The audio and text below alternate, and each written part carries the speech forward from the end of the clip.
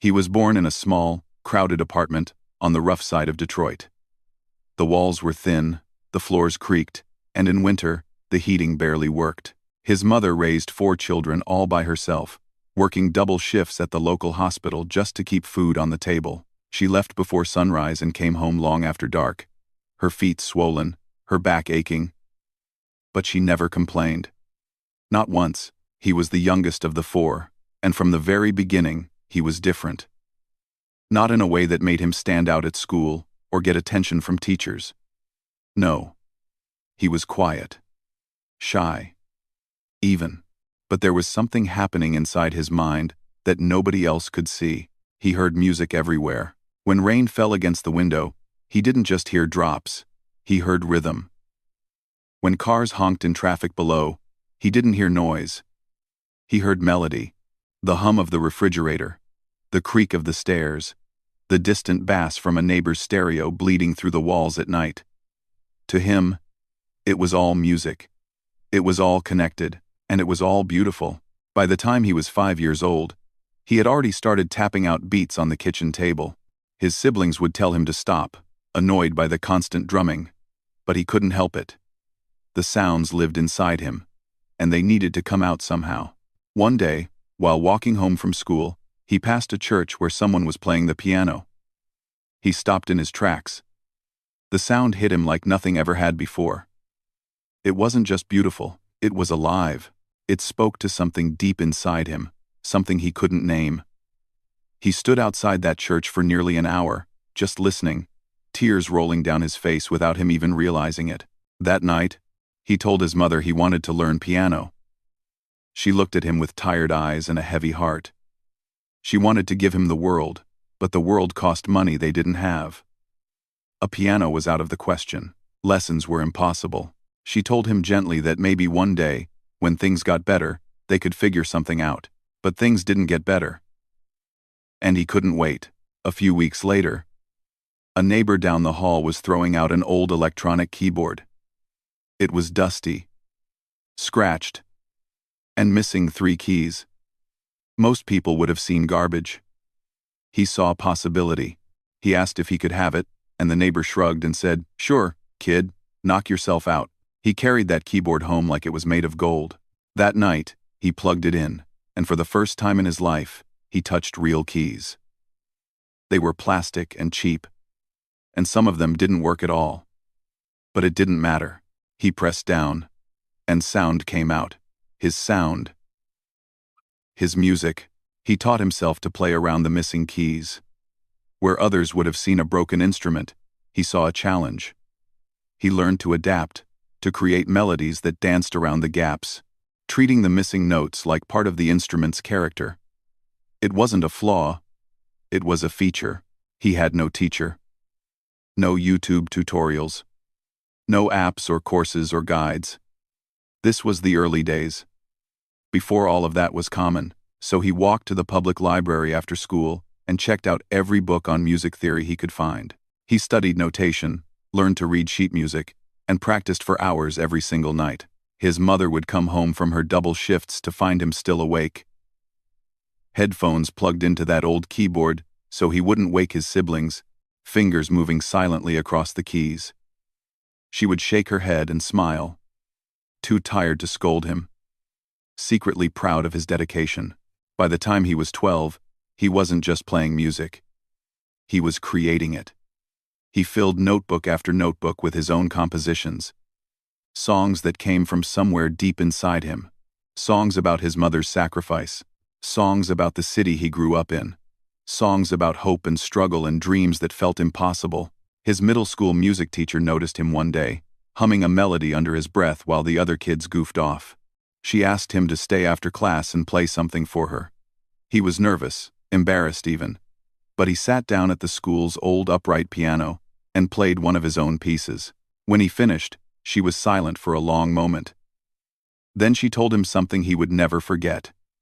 She said he had a gift. A real gift. The kind that doesn't come along very often.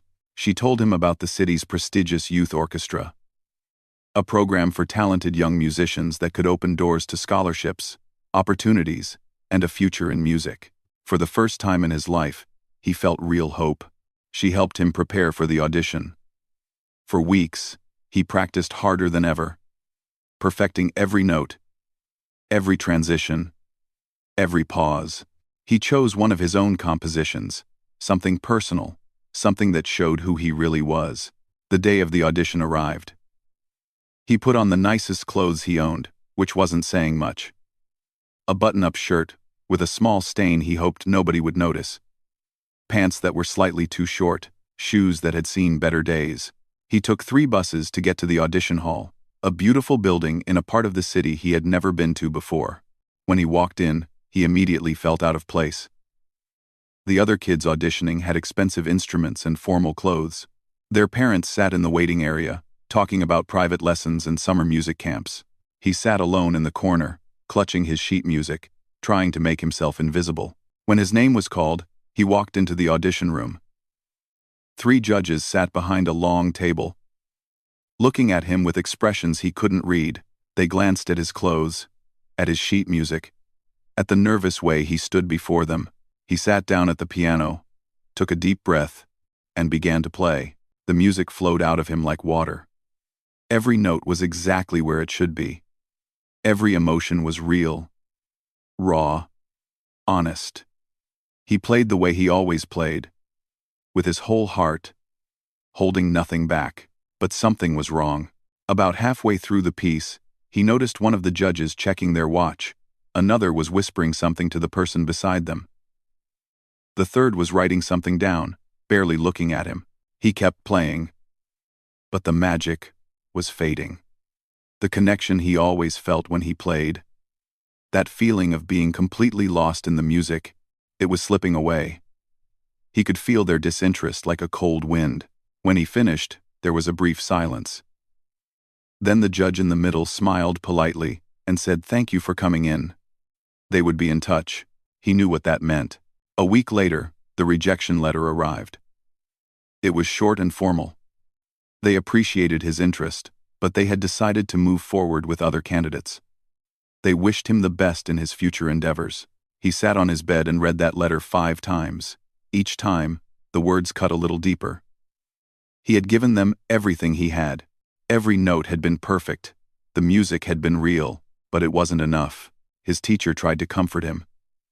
She told him that sometimes these things weren't fair, that he shouldn't give up, that his time would come. But he saw something in her eyes that scared him. Pity. She felt sorry for him, and he realized then that she wasn't surprised by the rejection. Part of her had expected it. That night, he lay in bed and stared at the ceiling, listening to the sounds of the city through the thin walls, the distant sirens, the muffled arguments, the endless rhythm of life going on without him, and he made himself a promise. This was not the end. This was just the beginning. They had closed a door in his face. Fine. He would find another way. He would get better, work harder, and prove them all wrong. Someday, somehow, they would hear his music, and they would understand. He had no idea how long that road would be. He had no idea how many more doors would slam shut before one finally opened. But he also had no idea that one day, his music would make an entire audience rise to their feet. That journey was just beginning. The years that followed were not kind to him. After that first rejection from the youth orchestra, he told himself it was just one setback. One closed door. There would be others. He would find his way. But as time went on, he began to realize that the world didn't work the way he thought it did. Talent wasn't always enough. Sometimes it wasn't even close to enough. He finished high school with decent grades, nothing special. He wasn't the kind of student teachers remembered. He sat in the back, kept to himself, and spent most of his time thinking about music. While other kids worried about prom dates and football games, he was filling notebooks with compositions, hearing symphonies in his head that nobody else could hear. When it came time to apply for college, he set his sights high. He applied to 7 different music conservatories across the country. These were the best schools, the places where real musicians went to become professionals. He spent months on his applications, recording audition tapes on that same old keyboard, writing essays about his love for music, and his dreams for the future. One by one, the rejection letters came. The first one hurt. The second one hurt worse. By the fourth and fifth, he had stopped expecting anything different. By the seventh, he felt hollow inside, like someone had reached into his chest and pulled something out. None of them wanted him. He tried to understand why. His music was good. He knew it was good. He had spent years perfecting his craft, teaching himself things that other people paid thousands of dollars to learn, but none of that seemed to matter. He didn't have the right background. He didn't have the right connections. He didn't have the right look. Without a conservatory degree, the path forward became much harder. He couldn't get into the professional circles where real opportunities existed. He couldn't network with the right people, or get his foot in the right doors. He was on the outside looking in, and nobody seemed interested in letting him through. But he refused to give up. He started sending demo tapes to record labels.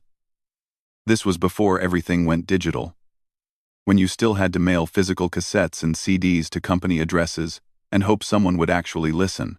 He saved up money from odd jobs, bought blank tapes, recorded his best compositions, and sent them out with handwritten letters explaining who he was and what his music meant to him. Most of them came back unopened. Some came back with form rejection letters. A few never came back at all. Just disappeared into the void, like they had never existed. He entered talent competitions, local ones at first, then regional ones. He would show up with nothing but his keyboard and his passion, ready to play his heart out. Sometimes, he made it past the first round. Sometimes he didn't, but he never made it to the end. There was always someone with more polish, more training, more of whatever it was the judges were looking for. One competition organizer pulled him aside after an early elimination and gave him some advice. He said the music was interesting, different, but maybe too different. He said if he wanted to make it in this business, he needed to sound more like what people expected. He needed to fit in. He thanked the man and walked away. But inside, something was breaking. To pay the bills, he worked whatever jobs he could find. He mopped floors as a janitor at an office building, starting at 5 in the morning before anyone else arrived. He delivered packages across the city, driving a beat-up van through traffic for hours every day. He stacked boxes in a warehouse until his back ached and his hands were raw. These jobs paid just enough to keep him alive, but they took everything out of him. He would come home exhausted, barely able to keep his eyes open, but still, every night, he would sit down at his keyboard and play, even if it was just for 30 minutes, even if he was so tired he could barely think. The music was the only thing that made him feel like himself. Years passed this way. His teens became his 20s. His 20s started slipping away. He watched people he grew up with move on with their lives. They got married, had kids, bought houses, built careers, and he was still in that same small apartment, still working dead-end jobs, still chasing a dream that seemed to move further away every time he reached for it. His siblings worried about him. His mother worried about him. They didn't say it directly, but he could see it in their eyes. They thought he was wasting his life. They thought he should give up this music nonsense and find a real job, something stable, something with a future. Maybe they were right. Maybe he was foolish for holding on so long.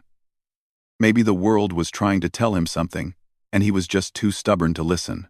When he was 28 years old, he hit his lowest point. He had just received another rejection, this time from a small independent record label he had pinned all his hopes on. They were known for taking chances on unknown artists, for caring about music more than marketability.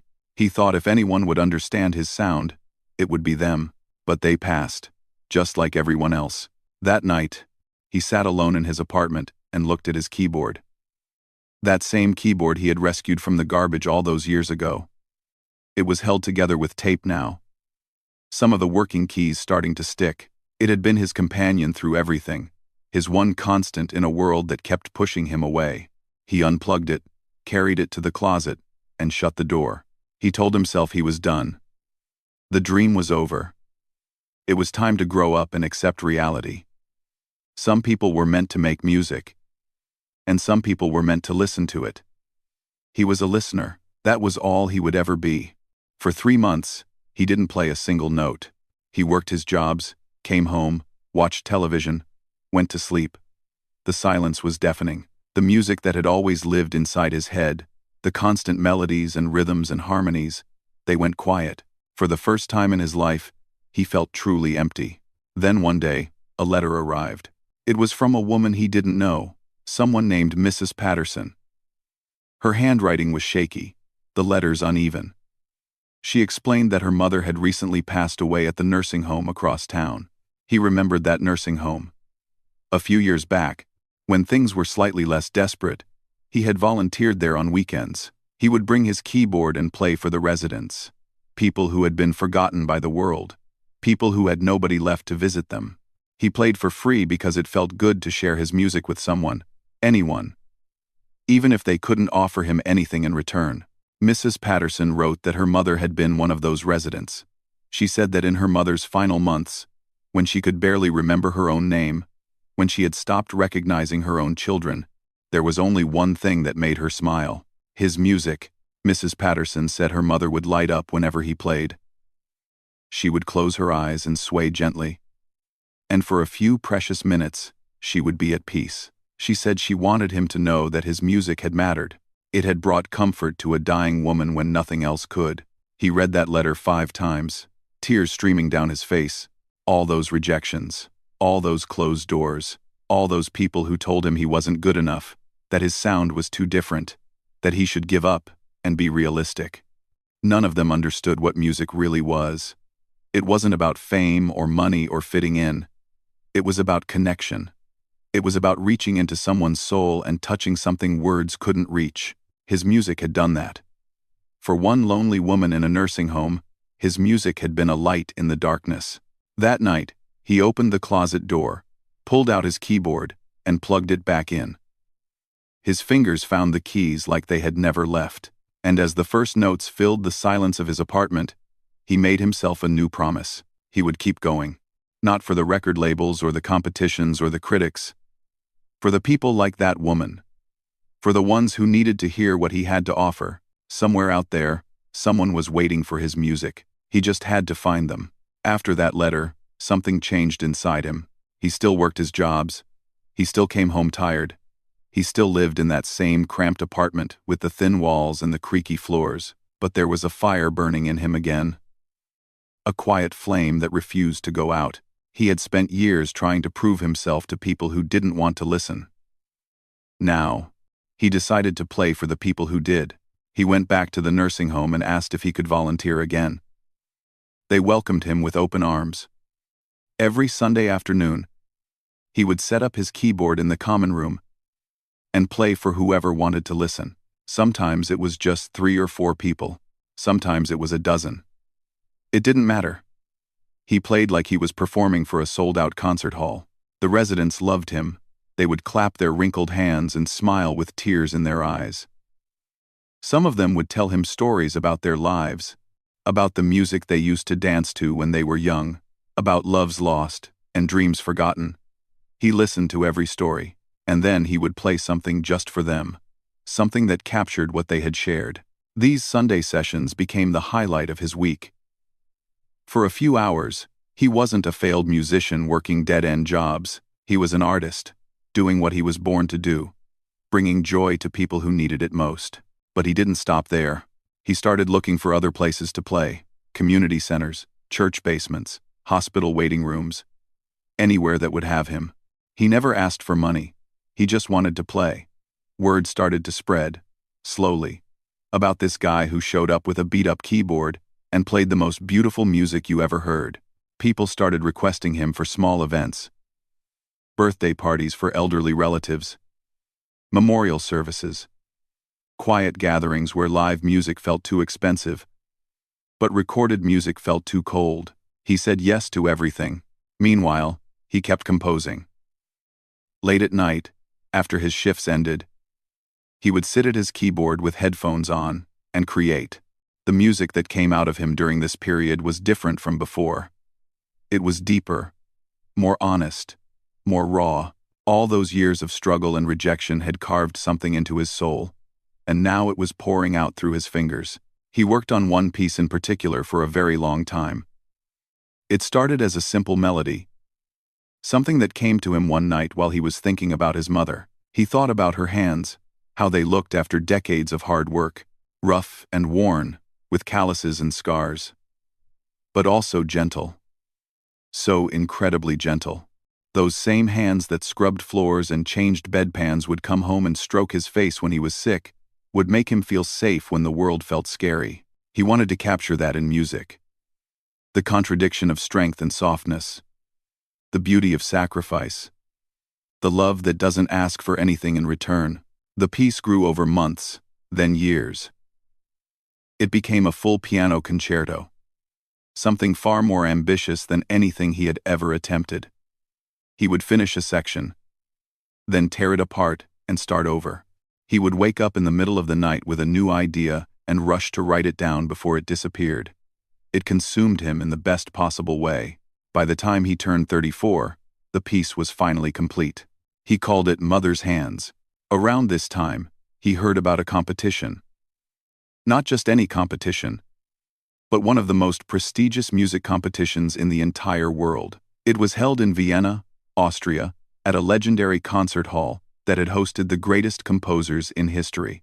Musicians from every corner of the globe submitted their work, and only a handful were selected to perform live in front of an audience of critics, scholars, and music lovers. The entry fee was expensive, more than he could really afford, and the competition was fierce. Composers with degrees from the best conservatories, with connections to famous orchestras, with careers already in motion, people who had spent their whole lives preparing for exactly this kind of opportunity. He told a few people about it, friends from the nursing home and the community center. They all said the same thing. Don't waste your money. You don't have a chance. Those competitions are for a certain type of person, and you're not it. Be realistic. He had heard that word so many times. Realistic. It was what people said when they wanted you to give up. It was what the world said to dreamers who refused to stop dreaming. But something was different now. All those years of rejection had done something to him. Not broken him, but hardened him. Forged him. He knew who he was now. He knew what his music meant. He didn't need a panel of judges or a fancy degree to tell him his work had value. He had seen it in the eyes of dying patients.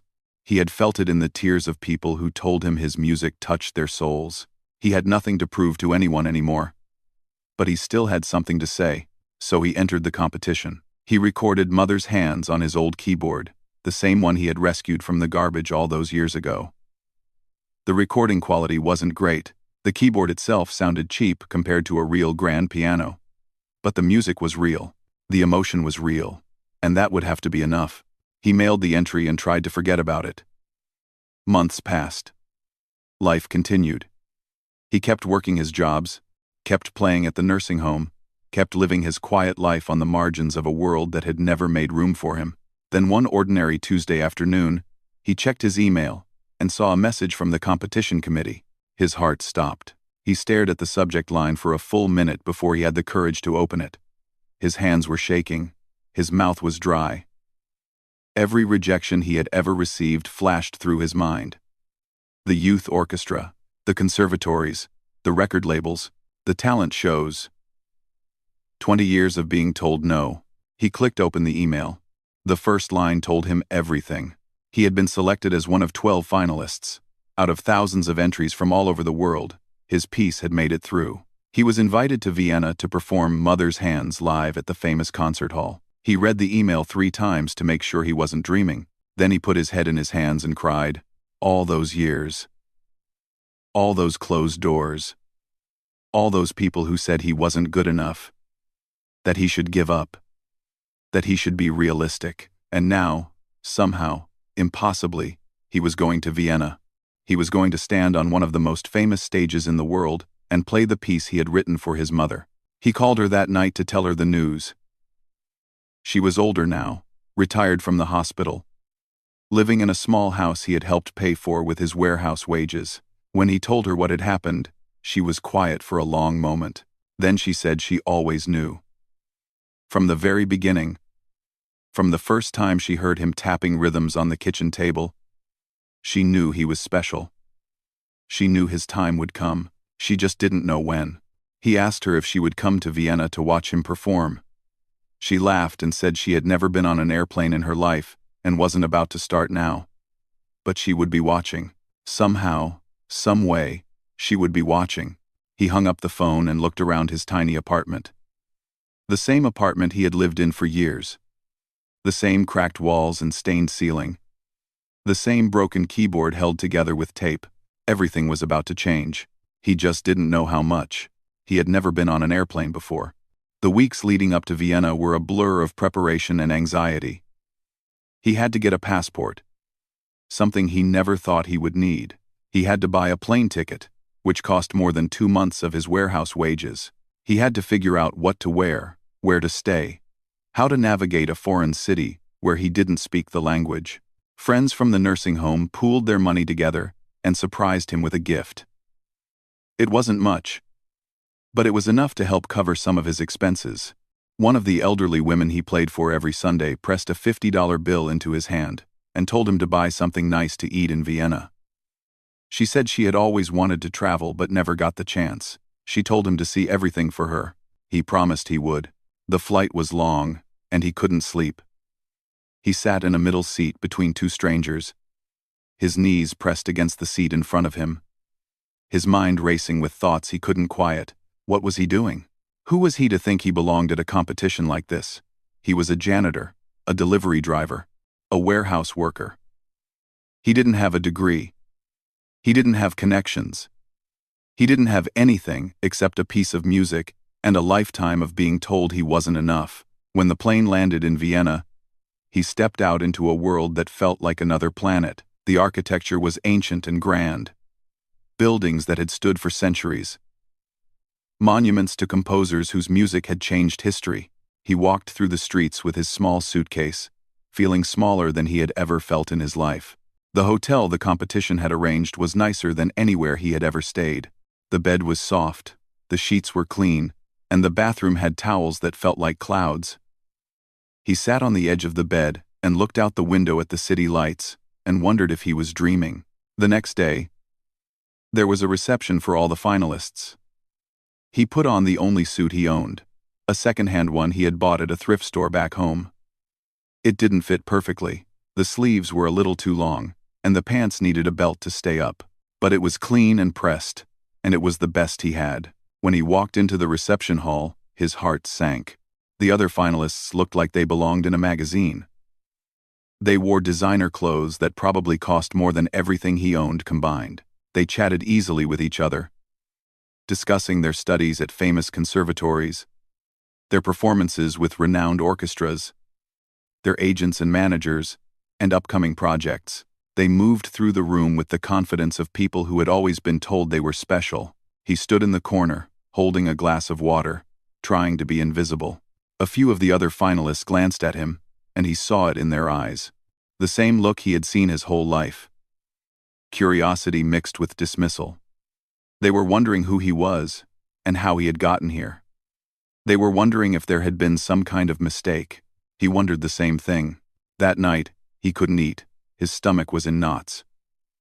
He lay in the hotel bed and stared at the ceiling, listening to the unfamiliar sounds of a foreign city. Every insecurity he had ever felt came flooding back. Every rejection letter, every dismissive glance, every person who had told him to be realistic. What if they were right? What if he didn't belong here? What if he walked out on that stage and proved to everyone, including himself, that he was never meant to be a musician? He thought about his mother. He thought about her hands, worn and rough from years of sacrifice. He thought about the piece he had written for her, the music that held everything he had never been able to say in words. He thought about all the people at the nursing home who had cried when he played, who had told him his music made them feel alive again. He wasn't here for the judges. He wasn't here for the other finalists. He wasn't here for fame or prizes or validation. He was here for her. For them. For everyone who had ever been overlooked and underestimated and told they weren't enough. He was here to play his truth. The day of the performance arrived. The concert hall was everything he had imagined and more. It was magnificent, with golden walls and crystal chandeliers and velvet seats that stretched back into shadow. The ceiling was painted with angels and clouds, and the acoustics were so perfect that even a whisper could be heard in the back row. He stood backstage and watched the other finalists perform one by one. They were brilliant, technically flawless. Their fingers flew across the keys with precision and grace. The audience applauded politely after each performance, appreciating the skill on display. With each performance, his confidence shrank a little more. These people had trained their whole lives for this moment. They had studied with masters, performed on stages around the world, dedicated every waking hour to perfecting their craft, and he was a self-taught kid from Detroit who had learned on a broken keyboard missing 3 keys. Then they called his name. The walk from backstage to the piano felt like the longest journey of his life. His legs were shaking, his hands were sweating, the spotlight was blinding, and beyond it, he could see hundreds of faces watching him. Critics with notebooks, professors with stern expressions, music lovers who had paid good money to hear the best composers in the world, and him, a nobody from nowhere. He sat down at the piano. It was a Steinway Grand, the most beautiful instrument he had ever touched. The keys were smooth and perfect. Nothing like the sticky plastic keys of his old keyboard. He placed his hands on them and felt their weight, their possibility. For a moment, everything went quiet. The audience, the lights, the entire world, and then every rejection came flooding back. The youth orchestra that barely let him finish his audition. The conservatories that sent form letters. The record labels that returned his tapes unopened. The talent show judges who said he was too different. 20 years of being told no. 20 years of closed doors and broken dreams and people looking at him like he didn't belong. He felt it all. The pain, the frustration, the anger, the doubt, and then he let it go. He thought about his mother. He thought about her coming home exhausted after double shifts, still finding the strength to stroke his face and tell him everything would be okay. He thought about her hands, those beautiful, worn, gentle hands that had given him everything. He began to play. The first notes of Mother's hands filled the concert hall like light flooding a dark room. The melody was simple at first, tender and quiet, like a lullaby half remembered. Then it grew, it built, it became something powerful and overwhelming, a wave of emotion that crashed over the audience and swept them away. He forgot about the judges. He forgot about the other finalists. He forgot about every person who had ever doubted him. There was only the music, only the story he was telling, only the love he was pouring into every single note. The second movement came, and somewhere in the audience, someone started to cry. Then another. Then more. The music spoke to something deep inside them. Something beyond words, beyond logic, beyond explanation. It touched the part of the soul that remembers what it means to be loved, to sacrifice, to hope. By the time he reached the final movement, the entire hall was silent except for his piano. Every breath was held. Every heart was beating with his melody. He played the last notes slowly, gently, like a goodbye that doesn't want to end. And then it was over. For a moment, there was nothing. Complete silence. He sat at the piano with his hands still on the keys, afraid to look up, afraid to see their reaction. Then the first person stood. Then another. Then the whole front row. Then the row behind them. Within seconds, the entire audience was on their feet. The applause was like thunder. It shook the walls and filled the air and wrapped around him like an embrace. People were crying openly, not bothering to hide their tears. They were cheering, shouting, clapping, until their hands hurt. He looked out at them, these strangers from all over the world, and he realized something that changed everything. They had heard him. After a lifetime of being ignored, someone had finally heard him. The applause went on for what felt like forever. He sat at the piano, hands trembling, tears streaming down his face, unable to move. The sound washed over him in waves. Each clap a small miracle. Each cheer a confirmation of something he had waited his whole life to hear. He wasn't invisible anymore. He wasn't a nobody. For this one moment, in this legendary hall, he was exactly who he had always known he could be. When he finally found the strength to stand, his legs barely held him. He turned to face the audience and saw something he would never forget. Hundreds of people, strangers from countries he had never visited, standing together, united by something he had created. Some were wiping their eyes. Some were smiling through their tears. Some were still clapping so hard their hands must have hurt. He bowed, not because he knew what else to do, but because it seemed like the right thing. And when he walked off the stage, the applause followed him, echoing through the halls like it never wanted to let him go. Backstage, the other finalists looked at him differently now. The polished composers, with their fancy degrees and famous teachers. The ones who had glanced at him with dismissal at the reception. Now they looked at him with something else. Respect, maybe even a little awe. A few of them came up to shake his hand and tell him his piece was extraordinary. One woman, a finalist from Germany who had studied at the best conservatory in Europe, told him she had never heard anything so moving in her entire life. He thanked them all, still in a daze, still not quite believing any of this was real. The judges deliberated for 2 hours. 2 hours that felt like 2 years. He sat in a small waiting room with the other finalists. Nobody talking much. Everyone lost in their own thoughts. He tried not to hope.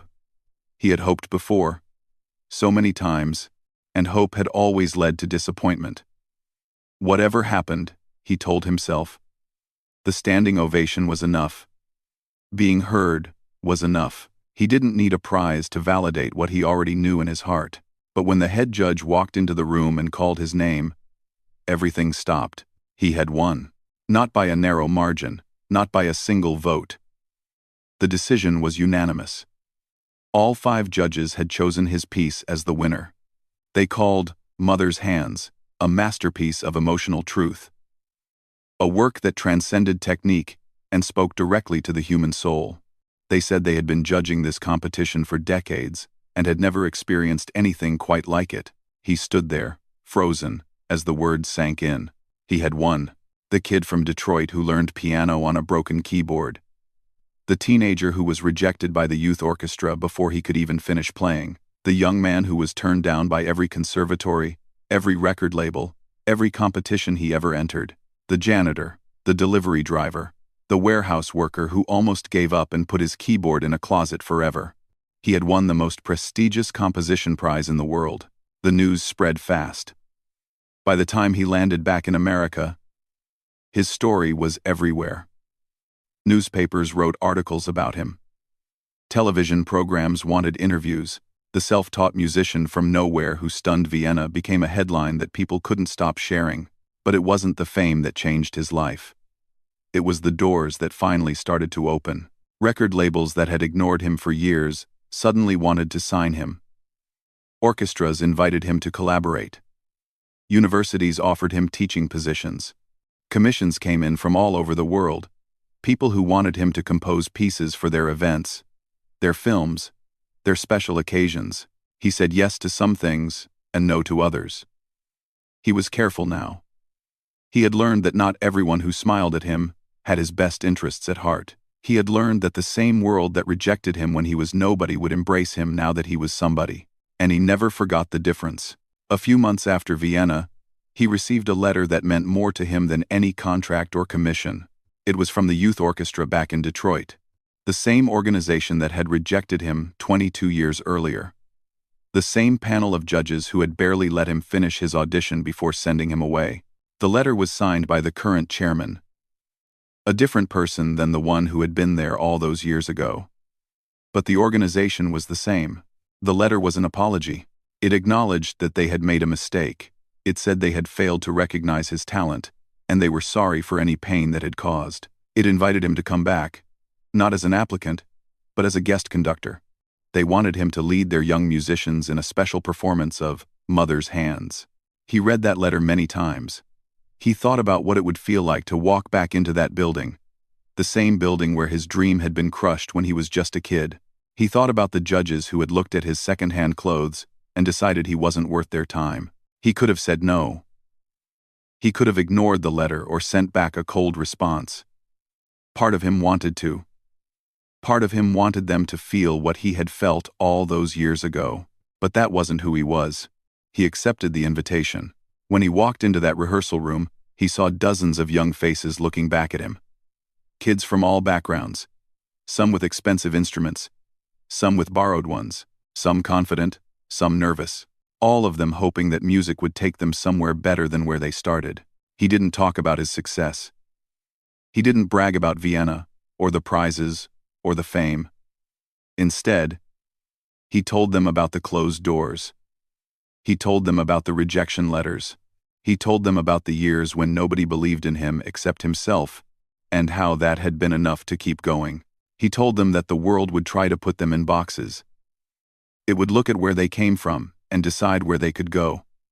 It would tell them to be realistic, to give up, to accept less than they deserved, and some days they would be tempted to believe it.